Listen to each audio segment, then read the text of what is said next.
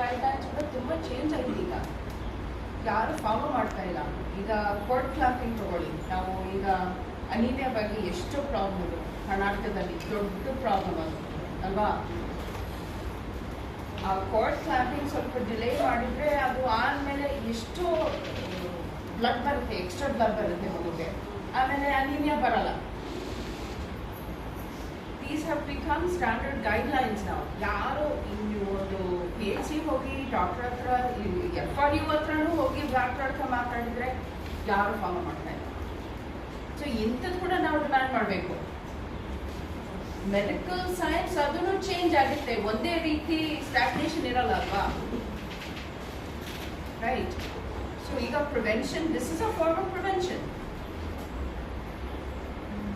Pain control, pain control, not pain control, ಅದನ್ನು anaemia prevention. ಇನ್ನೊಂದು example. Okay,